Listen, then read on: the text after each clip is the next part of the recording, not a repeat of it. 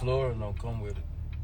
Oh, The floor, the little wood floor, it don't come with it. okay. What's the best one they got? Check out that too. It costs the best one like $5. No, either way we get is gonna be perfect.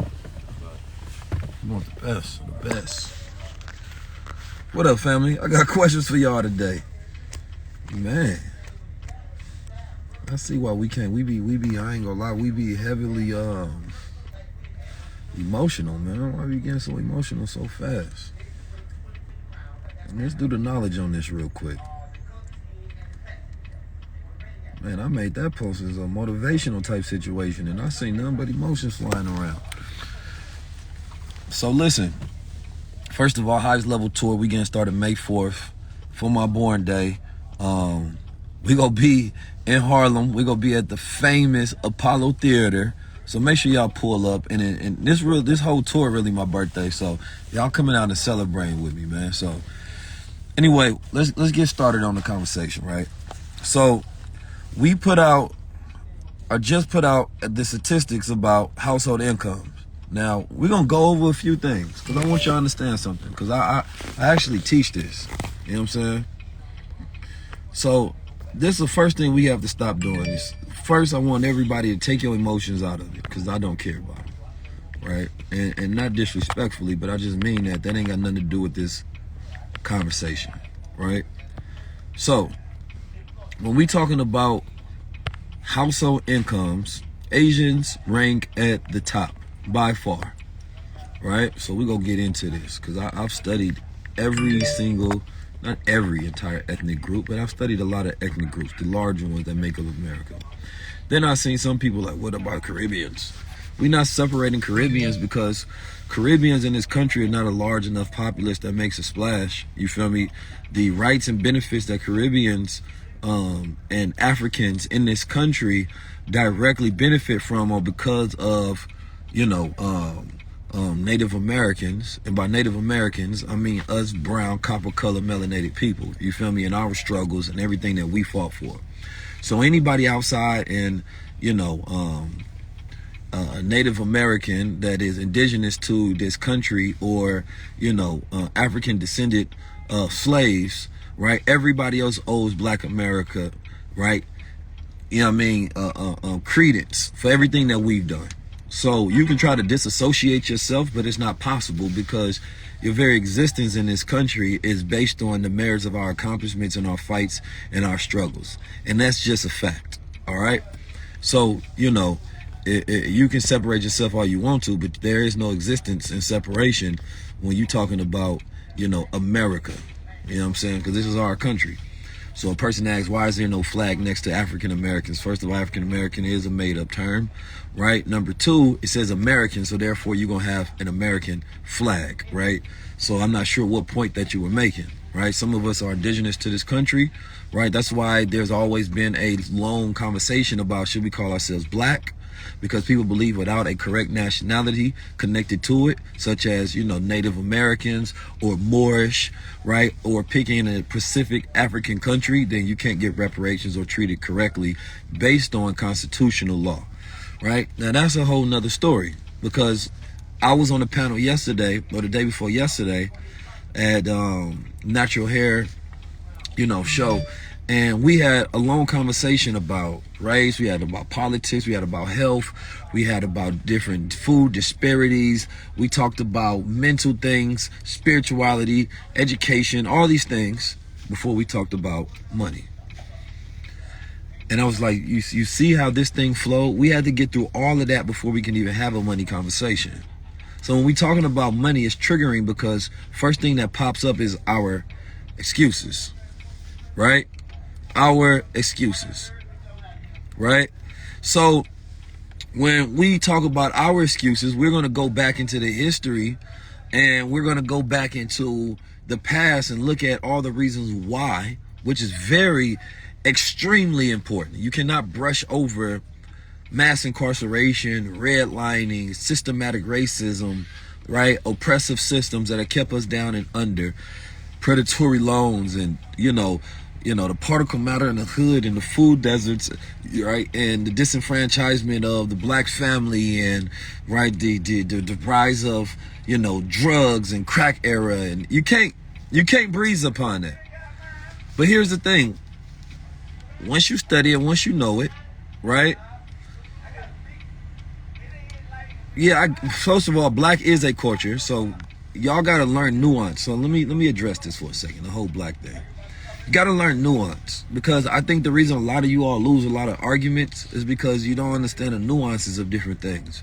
To say black is not a culture is incorrect, because black does have its culture. Now, whether that's positive or negative, right? A lot of people call themselves black because they relate to what they consider is the connection and the values of that culture. The music, the style of dressing, the language, right? So it doesn't mean that it's not a culture. You just might not like the culture that it is, right? So first of all, you can't start an argument with an error that's erroneous to say, right? There are many people who identify with black because it is a culture that they connect to. It's not a nationality. Now that's different. Black is not a nationality, right? Black is not even a color. It's really the absence of color. Pink, red, orange, green, blue, all of those things are colors.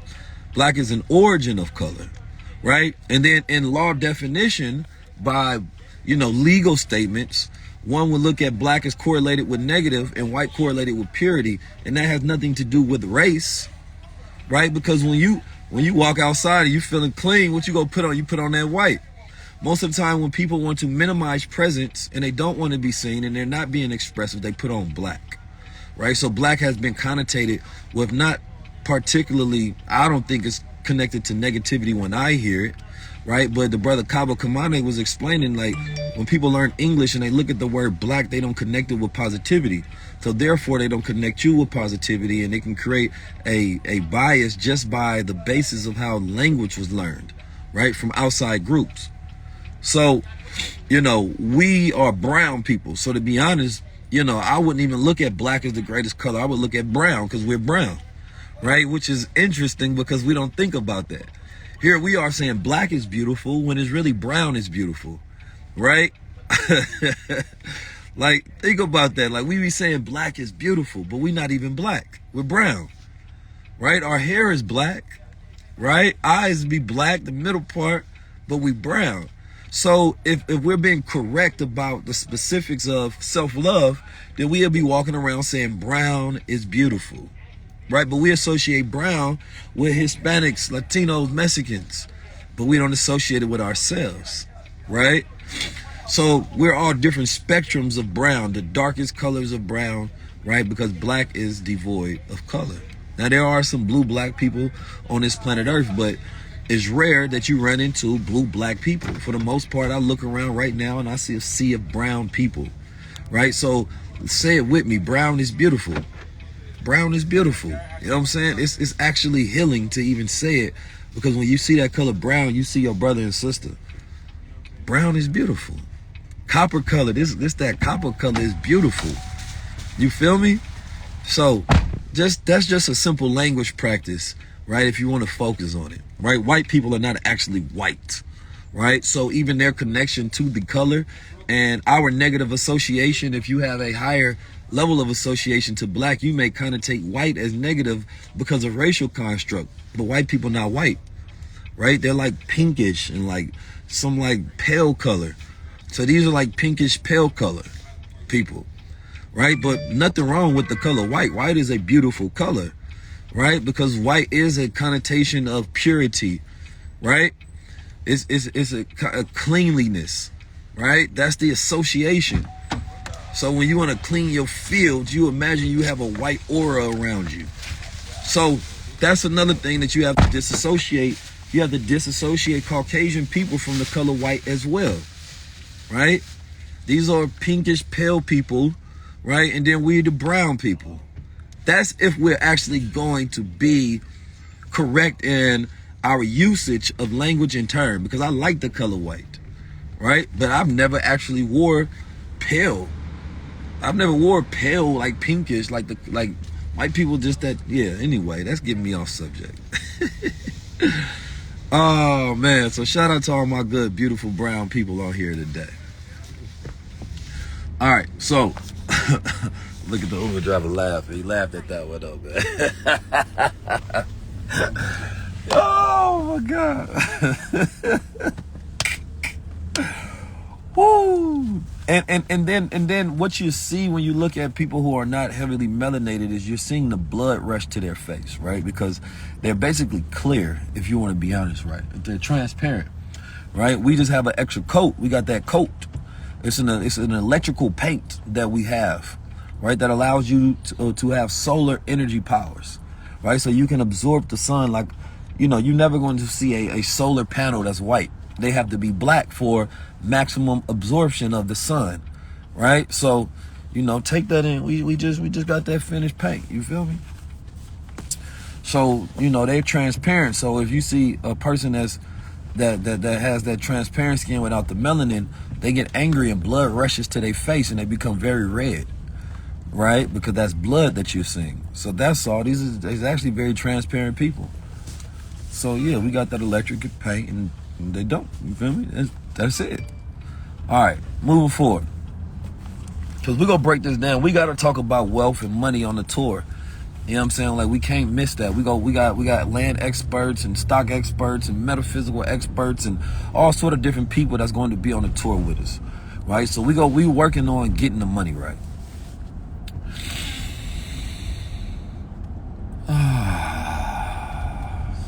Let me take a breath real quick.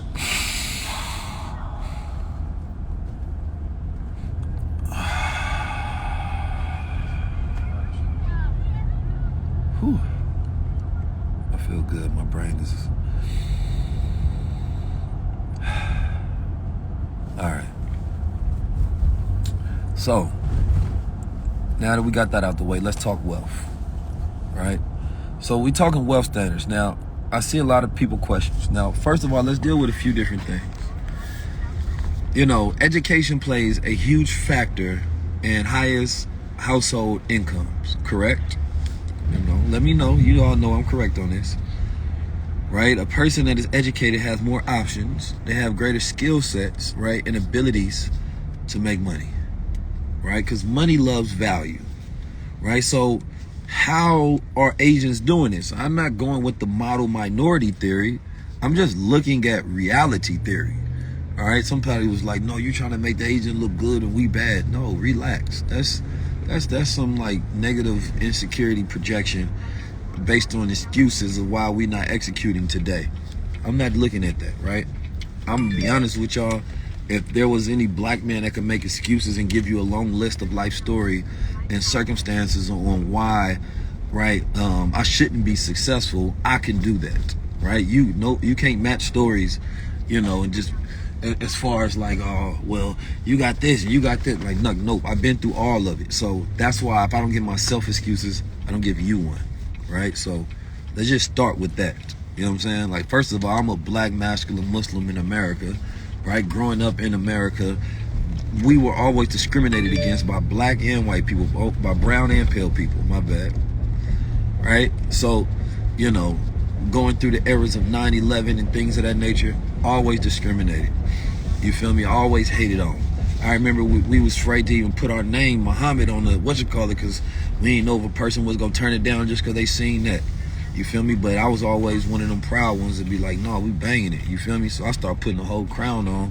You feel me? Like it was war going on. We said, let me represent this universal consciousness. You feel me? And now we wear our crowns proudly because it's a representation of a new day and age. You feel me? So anyway, we got that out the way, right? Even being everything that I represent, the world is against, right? So if I can do that, right, and I can build success, then it is a representation that you can. Come on, Catherine, relax. Come on, I thought you just said you black, now you brown. You know what I mean, man. My lexicon ain't changed that fast. Dang, y'all gotta focus, man. This is why we like education and we like focus skills, right? So we focus on what to call each other. Right? Agents ain't tripping about that kind of stuff right now. All right. So, number one thing that I believe that our trauma has done to us, right, and our triggers have done to us is make us seek saviors. We love and hate saviors, right? I've been noticing the more that I grow, I trigger suckers, right? They be like, man, Keith, they just like you cause you can look good or you can talk, or why you wear that crown, man? That crown don't mean that, or you a false messiah, man. No, Keith, why you got all these articles and people talking about you? Like, brother, why would that trigger you? Why should that make you mad? Like, why does that, you as a grown man, have an issue with me, right? A young man in America going through the trials and tribulations of his daily battles with the world and himself, and finding a way to continue to win and create opportunities, right, to teach, educate, and build. Like, why does that hurt you so much? I'm not your savior. I'm not your leader. I'm just a young man out here developing myself and making a way for myself, my family, and others. And those who find benefit in it, that's solid. And if you don't, then we breathe and when we move on to the things that we agree with. But because we have so much self-hate, when we see the success of others, it triggers us because we think about the lack of things that we're doing, right? But see, that is the beautiful thing. When we look at the Asian model, how many people can say, what was the last Asian savior? What was the last Asian leader? We can't name it. Right? So what becomes their savior is education. It becomes their standards towards wealth. They say, well, I'm going to educate myself because this is how I'm going to save myself. Right? That's a completely different to say, who's going to lead us to the promised land? No, it's the standards that become the saviors. So, completely different conversation, right? And this is a mindset shift that has to happen because we talk about the self-wars. These are the daily battles and stuff, saying, who's going to come and help me? They said, no, I'm going to get educated and use my mind to help myself. And when they get educated, the family helps them and they help each other. They have systems to where they invest in each other and create money pools and investment pools. So it's systems, right? Like Sienna said, it's community consciousness, right? Of how each one can help each other. So that's the savior. As long as we follow these rules and these systems, we're going to be okay, right? So if we do that model comparison and we say, okay, what are our systems? What is the system that we can say is going to save us? We can't think of one. Hip hop? Really? Pound Town? Took a Pound Town? That's what was going on? That's what's happening?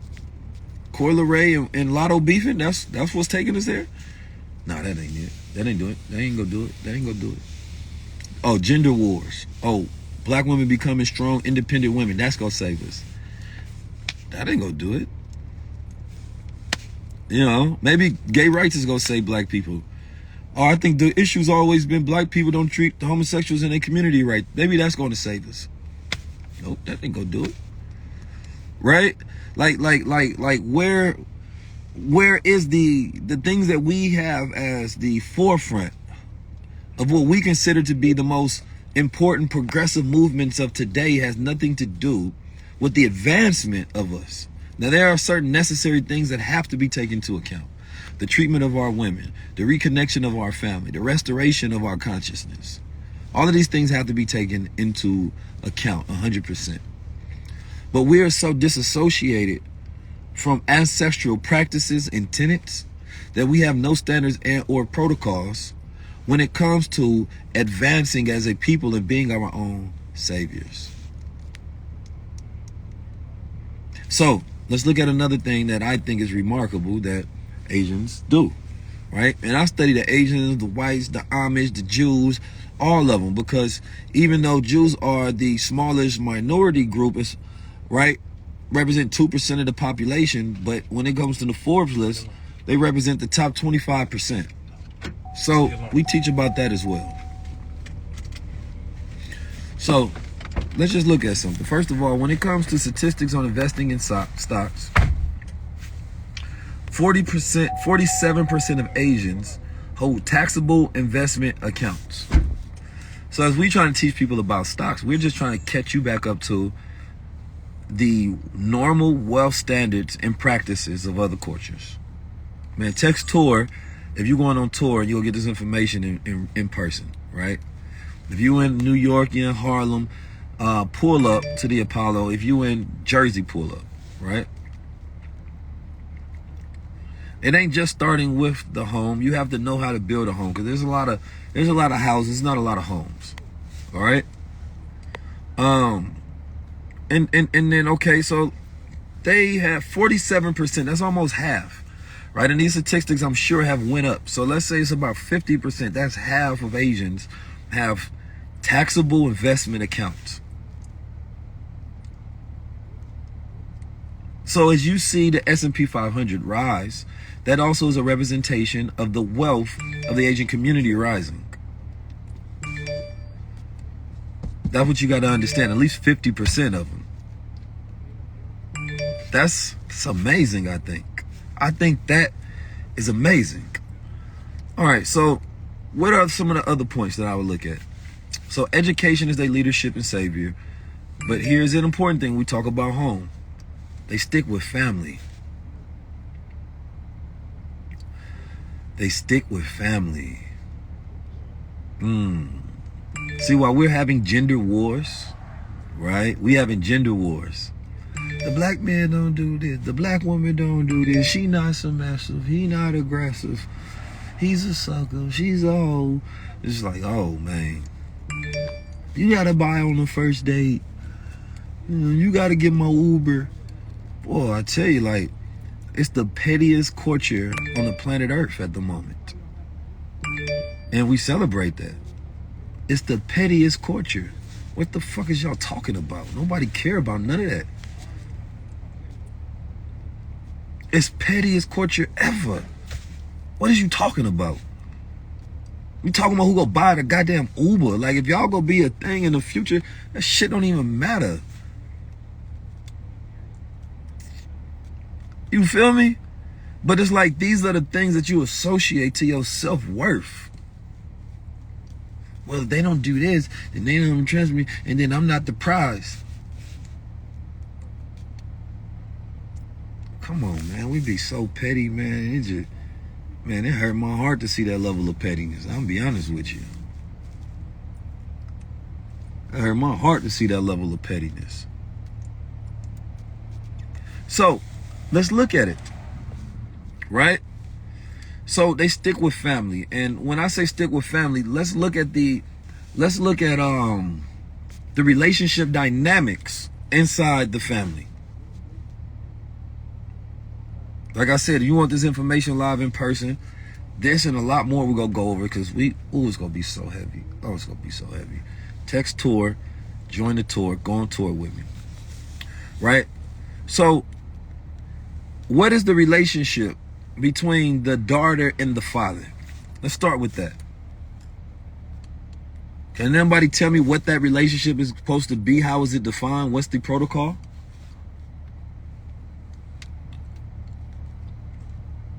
There was a story by Huey P. Newton. It's called Revolutionary Suicide. He talked about some of his practices that his family in the South had.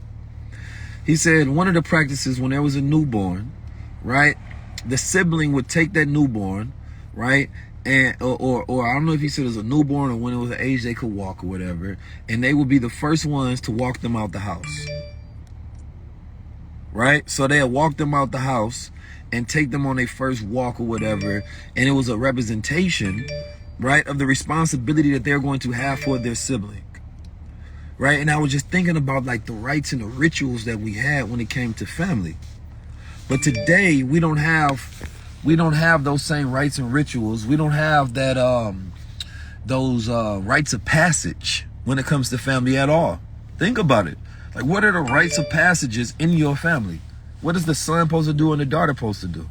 So with the ripping away of structures, roles, you just getting rid of everything that was ever created for the advancement of that family, spiritually, scientifically. So I thought it was important, because I was like reading this book and they were talking about, like, okay, this is the relationship between the father and the daughter. This is how their relationship supposed to be. This is the relationship between the father and the son. This is his responsibility, how their connection and relationship supposed to be. This is between the mother and the father, the son and the mother, the daughter and the son and the daughter and the mother. So they all know their roles in those houses. And I'm like, yo, that makes it so much easier. Instead, but what do we see in mainstream American TV? Because people get mad at the agents for controlling Netflix and not wanting to show certain things because it's propaganda. Y'all think it's oppression. The oppression is just allowing your children to watch anything because it confuses them. So you on TV watching the story of how a daughter rebels and she hates her mother even though her mother is loving her and all she wants to do is rebel, or her father just don't get it, all the problems of a teen. It's programming you. It's programming you. The deconstruction of the family has taken place in media and programmed people with issues and problems that did not exist at first. So now it's creating wars and battles because most of the issues that we seen them on TV before we had them. We seen them on TV before we had them. Women are supposed to go to college and have the lesbian experience. I remember that programming on TV, and it just became a thing and it was accepted. Like you're supposed to, like, imagine if you never seen those things. These are what we call preconditions. The decisions you make are not your own. They are the pre-programs and conditions that were set in your life that programmed you. So they took all of these successful family shows that were on TV that were, I'm talking about high ratings, large audiences, and they just cut them off. Well, why would you do that? Can anybody tell me why would that make sense? That it's working. You have a successful model. Everybody wants to watch it. But we taking Family Matters off. We taking all of the shows off. Why would you do that? Unless you want a different programming. Oh, we gonna get into it, man. Self-wars. So we think about our culture, but our we don't have a family culture at all currently.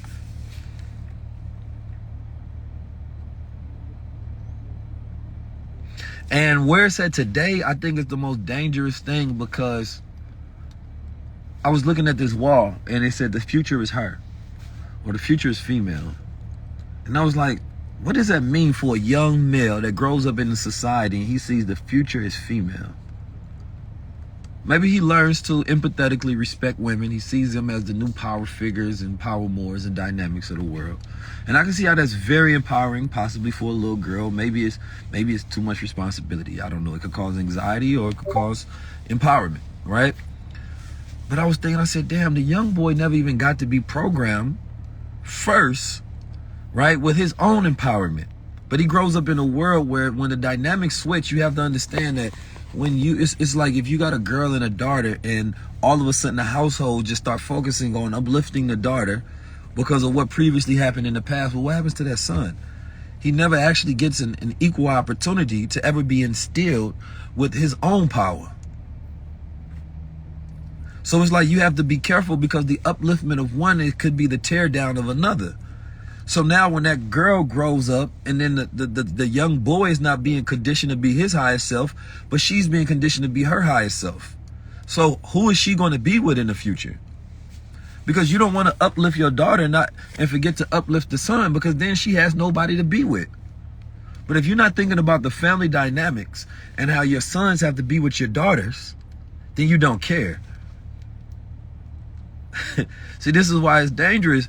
So it looks good.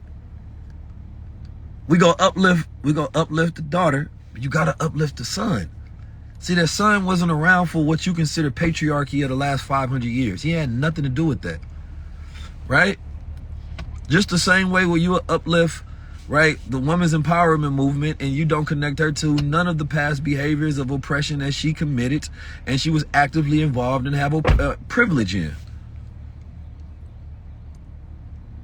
That's not how y'all go at white women.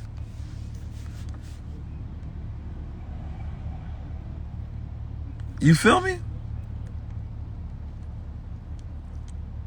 So this is when we talk about family. You cannot lift one and denounce the other, because you, in that mind, you destroy that young boy of ever wanting to be a man. He wants to be a girl because that's the future is female. You know, the future female. It's like if you tell somebody, listen, you know, we got these new, I don't know, you tell them to pick a career, and they say the future is lawyers everywhere you go, right? But they may want to be an artist, right? And they like, well, sure, if I want to be an artist, the future is lawyers. You know what I'm saying? Like, somebody got to uplift the artist as well. So that this dude got the old school ringer on.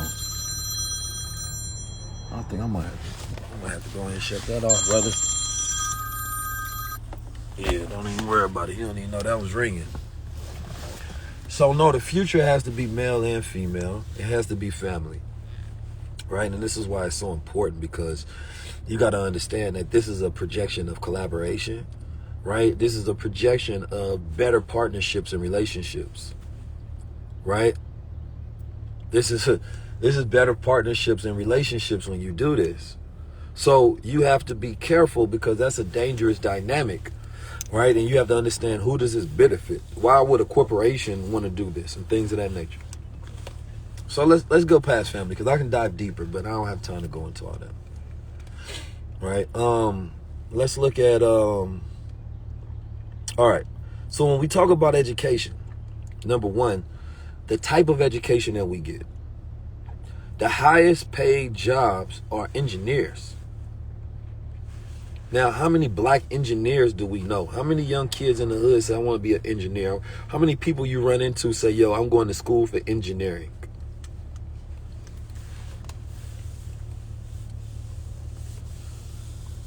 How many? So even when we go get education, we don't get the most valuable education. We get them lazycations, man, because we want vacation. We don't really want vocation. We don't want to put the work in. If we were going for the proper educations, number one, somebody asked me yesterday, they said, Keith, why you always talking about promoting the latest technology? Oh my God, it's a difference between promotion and education.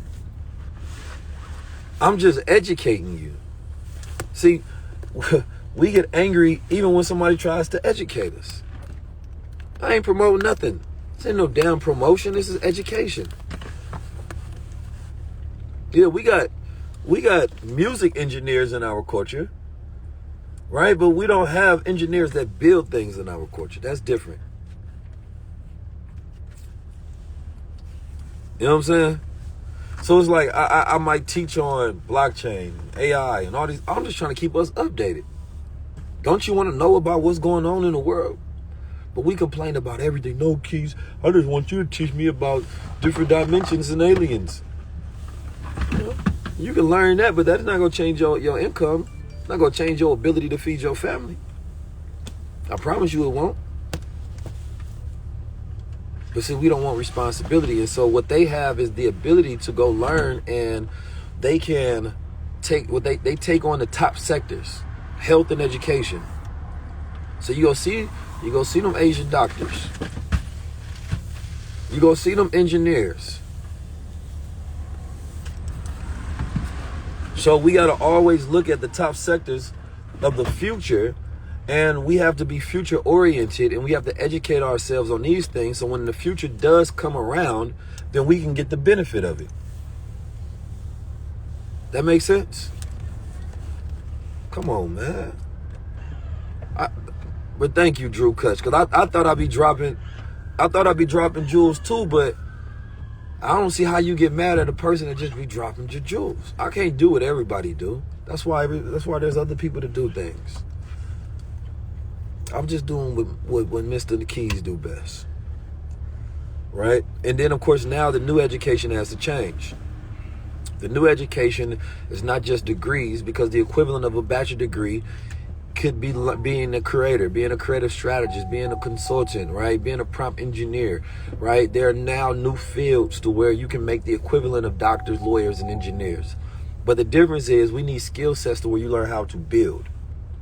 I'm directly. I got a lot of people on the team. I have a artificial intelligence, developer on the team.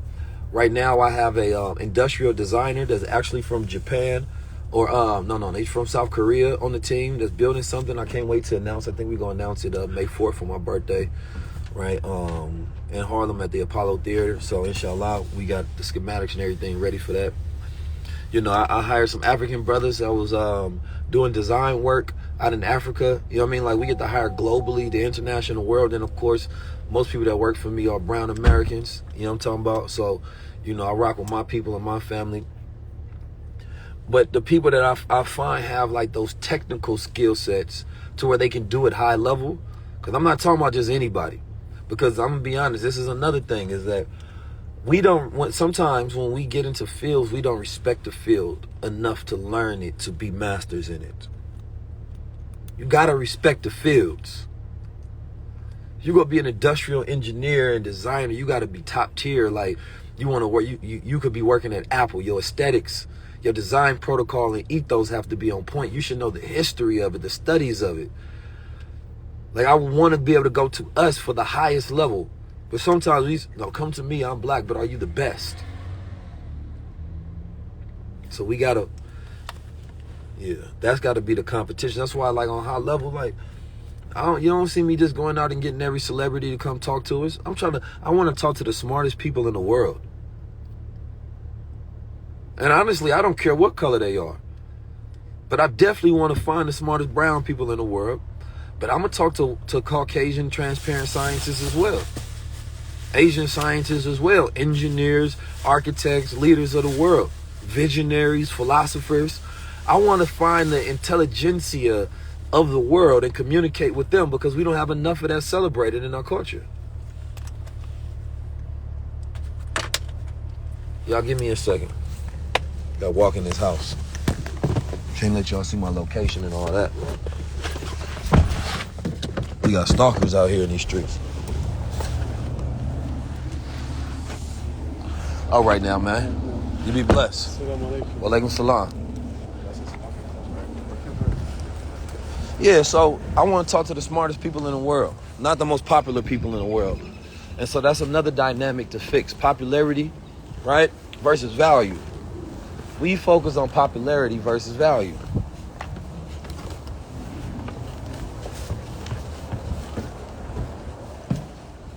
Oh yeah, I like this spot. Let me go find a spot real quick. Sit down, chill. I think I'll sit here. I'm only gonna be here for a couple minutes anyway.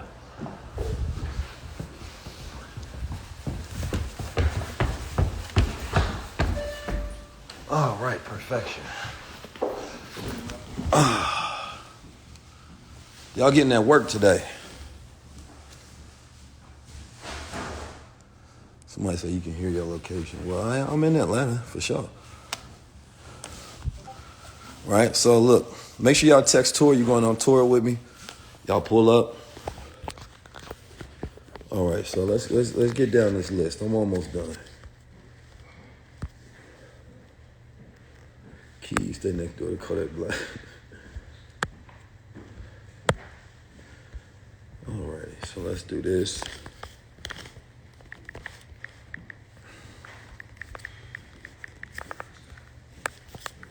This is good. I like this. All right.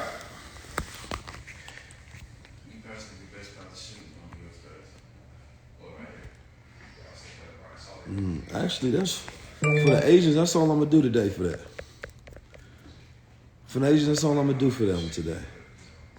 And one thing I will lastly say: the intelligence type, right, and the personality type is very important, right? So what I mean by that is, Asians have always been made fun of for intelligence, right, and being mathematical thinkers. And this is what we have to do, right? Like, even culturally, I want to get back into playing chess a lot, right? Because, we got to start making certain things the norms and the cools in our culture. And we don't have like evolution as one of them. You know what I'm saying? It's one thing to be, it's another thing to be an evolutionary. You know what I'm saying? The evolutionary is growing and advancing things. The revolutionary is keeping the cycle, right? The revolution of something going, right? So let's say if we're committed to a cause, you're a revolutionary, you're part of the revolution, the cycle of this. But the evolutionary is part of the advancement. And for me, this is why some people don't like. What you say, James Trump, right? The whole race narrative is low vibration. It's all humanity is under attack and being oppressed by the globalist establishment. Brother, why are you here then, man? That's what I'm trying to understand with some of you brothers, man. Y'all got to chill out on the mental illnesses, man. You got to stop going where you don't like. Somebody said, make Bashir perform on tour. Damn, make him? How you know he's not performing? Bashir's definitely going on tour. You know, but listen, the conversation is important because everything is a race. Bruh he might have a snow bunny. So I get why he probably said that. No disrespect to you, brother. Just a wild guess. Wild guess, because sometimes people say that means that they got mixed children, right? So I get why you don't like when we talk about the constructs of reality, right? But at the end of the day, it is what it is. Somebody say give Life Wave a chance. Listen, it ain't about giving chances. You got to understand about high-level conversations. It's my show, number one. Number two, every show costs. There's a cost associated with the show. Production value, content, right? Travel, right? There's the editing. There's everything associated with the show development process. So it don't matter what you do, right? No matter who you are, we have to make sure that it fits within the show. We have to make sure that the value of it will fit in so that the show continues to have evolution and growth, right? And when you start something, it's crazy that, you know, I get so many people that want to be on the show, and I appreciate, like, y'all got to understand, like, how honored I am that people want to be on the show, first and foremost. And we're not getting off topic. All of this is important because, you know, I'm one of the, I would say, chief thought leaders and influencers and most influential people when it comes to collaboration and the culture of collaboration. So when you see me, I'm always collaborating with people. I'm always working with different people. That's always been me. I don't have a hating bone in my body. A follicle of hair of mine don't hate, right? I always try to figure out what's the best way to make it work. That's it, right? So everything has to work. So when we do things, certain episodes, we take a sit back and we strategize. This person has a platform, this person is doing things, they have these subjects, but how do we make this work? Because we need the best experience for you, the viewer, right? And, you know, I don't care who you are. If I feel like it's not going to work, then we're not going to have it, right? So we have to learn how to respect and appreciate each other's processes and productions and not personalize what we want, right? And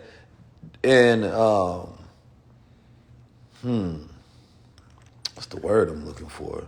Yeah, we just can't personalize it because I'm working every single day. The back behind the door scenes of what we do, right? That part is the most important. You know what I'm saying? Like, this takes a lot of work. And on top of that, right, we get tons of emails, people from all over. I'm talking scientists and revolutionaries and people of the culture. And my peoples, they handle every email. But we handle everything professionally, right? Because we have to be able to do things in a manner to where we can grow. And the only way we can grow if we create systems, right? If we create systems.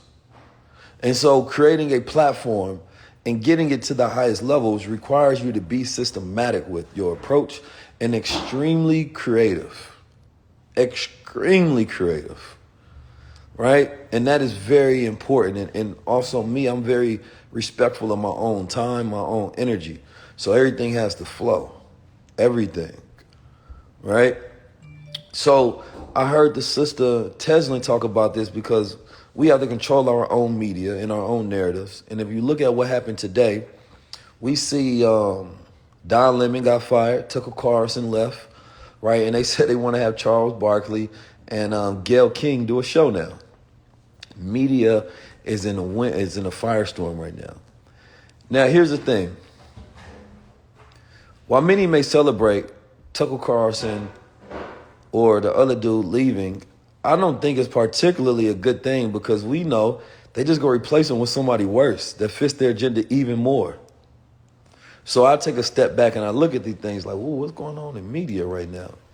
And what's going on is they want to get rid of any voices that have any level of critical thinking or dissent, right? Because whether we agree with the agendas, you got to understand that people at the top have their agendas. And when they're replacing people, they're replacing people who's going to be greater mouthpieces for what they want. It don't matter if you bring it in. The people at the top are coming and cutting and making decisions saying that, nope, we have a new agenda and we know that the current voices won't go along with it because it go against their base.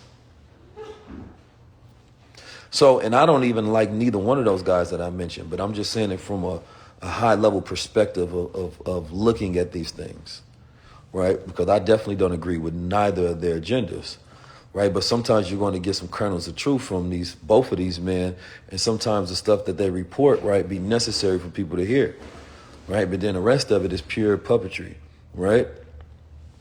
This is why media is important, and this is why we all have to support media so that it can continue to grow and we can create platforms that can then be robust enough so that it can benefit everybody.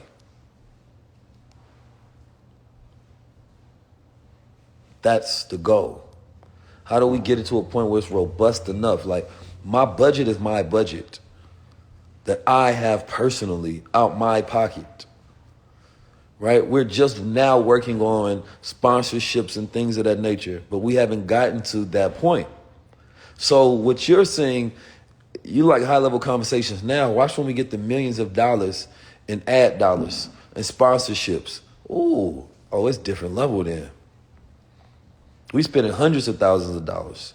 We ain't getting to the point we spending millions. Ooh, that's different. That's different.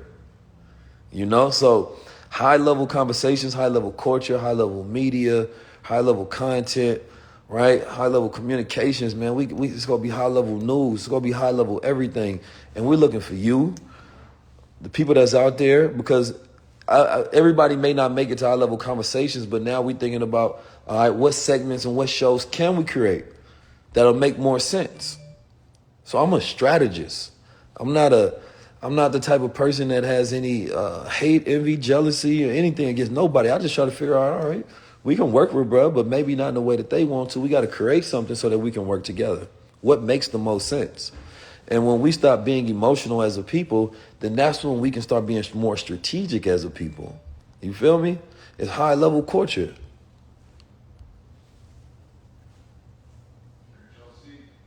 HLC, man, everything HLC.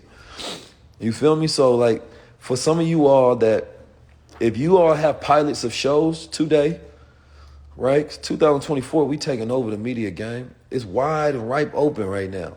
We want to work with the best talent in the world, right? And I'm talking, when I say the world, I'm scouting people from London, from Africa, from Japan, right? All over to get the best in the world, because we can create a global conglomerate, right, of some of the smartest, most brilliant, creative, influential, talented people. And that might be you. And then it might not be in front of the camera, right? You may have skill sets that you can bring that can add a value to where now we can give you a position. But you got to be able to add value, and that's the key. Because we can't just pay everybody, but if you create a way where you can pay yourself by bringing a skill, that's different. So anyway, this is why we do what we do. If you're going to be on tour with me, make sure you text that number, pull up, get your tickets, tag me in it so I can repost it today. Everything high vibrational. Make sure y'all share this, with somebody else. Let them know that we going on tour. When I say we, I'm talking about me and you. You feel me? Like, we going on tour, not just me. This is a we tour. You feel me? Because these things ain't been done before. We have to change the way that we spend time. right? Because we talk a lot about how we go spend money, but how we spend time is so important, right? Because we have to change the way we spend time, because we don't really have, we spend time, but we don't know how to invest time. So when you go to places and you're at the high level tour, you at the Invest Fest, right? This is spending time the right way. Now watch the return that you get on the way that you invest your time. This is an investment, right? When you get there, the energy is different. You be proud of yourself when you walk in a room knowing that, yo, I could have done anything with my day. These are the changes that I'm supposed to make in my life, right? That's the way I feel when I go do things that I normally know that my old self wouldn't have done. It represents growth. It represents evolution. It represents a trajectory that you're on the right path, right? And no, you don't have to come. You can show up by yourself, or you can get a ticket for a friend that you know may need that. Get it for them. Send them a gift. Disrupt their life. Say, you know what? I know you normally don't go to stuff like this, but I got you the ticket. And this is something that we don't do enough for people. Like, you got InvestFest coming up. You got all the tour coming up. Like, it's people in Houston, people in these cities, in Boston and Maryland and New Orleans and St. Louis and of course, New York. They need that disruption in their life. Like, no, like the same way you would take somebody out to a concert. Like, look, we going to this. This is gonna be the difference. Like, we switching things up a little bit, right? That's love to me. Right, like, yo, we go have a different experience in our life. Bring the family. Like, people always talk about, how do I get my family to get on a path? Do things with them. Tell the family, listen, man, y'all taking off from work this night, or if you, whatever it may be, y'all go get ready. We might have to catch flights, whatever. We are going there to have a high level experience. So now when you leave, y'all have things y'all can talk about and y'all in alignment. But we don't be having high level experiences together. So when you have your individual experience and you're trying to explain it to somebody else and hoping they get it, it's not the same as we had this experience together. So, this is why we do these things, to create new culture. This is high level culture. Because the things that we've been doing at first ain't been working. And that's why our household incomes continue to decrease. Last but not least, I'm going to say about the agents to wrap up the point. They store gold.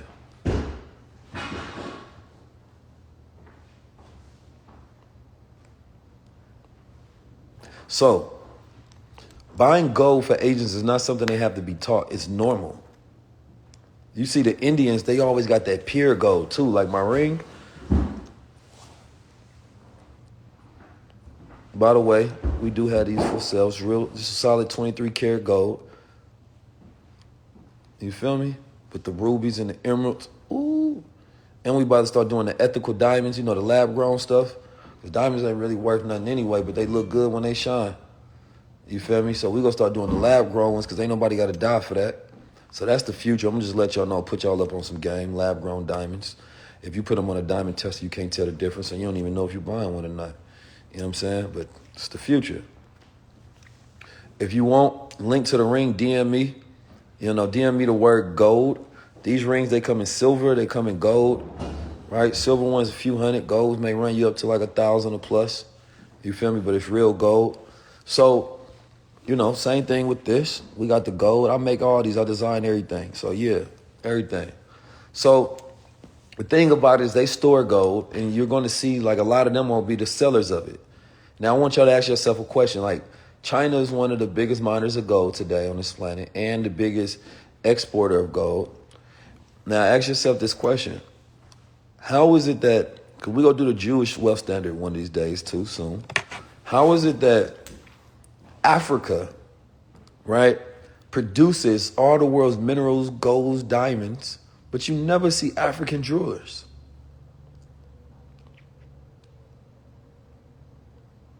Why is that? And by the time it gets to you, the price is hiked up. In the ground, the price is free.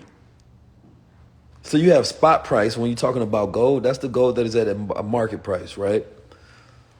So, but they going to always mark it up 10, 20, 30% above what they call spot price. And now if you get in jewelry, you can actually make the gold worth more, because then it becomes art. So even when they took gold off the reserve standard, You was able to continue to keep your gold in your household up into the 70s because you could not have gold as a currency, right, up into the 70s, but you can have it as a jewelry. So for me, having it as jewelry is the safest way, depending on what may happen in the future. Because there could be a recall on gold. Who knows? But there ain't going to be a recall on jewelry. These are family assets and heirlooms, right? You want to talk about passing something down to your children? And how do we create trust fund babies? Get them some gold, right? Store it in a safety deposit box if that's what you need to do, right? Take 20 to 40% of your income on a monthly basis, right? And buy gold with it. You can buy gold stock. You can buy gold jewelry. There's gold stock that's correlated to the spot price of gold. So if gold as an asset goes up, so does your net worth. But having money is not a net worth, man. It's a decrease.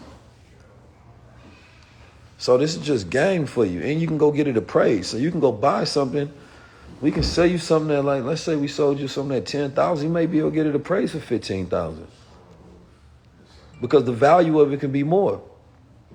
So you got to understand that appraisal game. Then you go get it insured, and if you lose that, they go cover the appraisal price. So you got to understand the value. You got to understand the systems and where the game goes.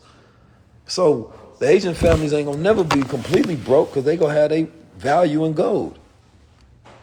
If Rolex today becomes worth nothing, the value of the gold, the intrinsic value of the gold is still going to be worth something. So I can still turn it in. Right? I got this in 2021, right? The price has increased significantly since then. So what is that? That's a representation of my net worth. Right? So if I look at the debt that I have, which is none, right? Then I look at the assets that I own, right? So let's say you make $100,000 a year. Average person make 30, but we're going to say 100 just to give me a clear number. You make $100,000 a year. And let's say you got 20% of that in gold, right? So now you went and took 20,000 of that and you bought gold. So let's say gold goes up 10%, right? So now you got 22,000. So now you just got an increase on that, right? And then let's say you go take another one, and at the beginning of the year you bought Bitcoin. Bitcoin is up like 60 to 100% right now. So you found an increase in that, right? Then let's say you may take another, let's say another 20, 30, 40%, 20, 30%, and you put it in the stock market where you put it into indexes, bonds, and S&P 500. S&P 500 normally going to give you, I believe it's like 3-5% return or something like that, right? So you're going to constantly see your net worth grow. But when we have it all in cash and inflation continues to grow at a rate where, you know, plane tickets have went up like 100%, traveling and the amount of your purchasing power decreases in value. Because now that $100,000 can't buy the same thing. It can buy half of what it could buy at first. But when you put it in things, oh, thank you. Somebody go give me the right numbers. 8% return. Thank you. So this is what we call hedges. And these small tidbits, we need reminders even when we know, because I be needing reminders to like do the things you know. So yes, you can leverage your gold as well, borrow against it, right? Especially when you have it insured and things of that nature. All of these things are important because we don't think about the way money works and wealth works.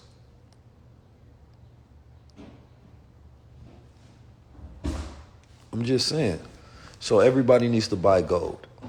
And I will be putting up some links. So if you text the word gold to me, I'm also going to be sending out links that I feel like are safe places to buy gold. And then if you want to get the jewelry, all you have to do is DM me the word, gold.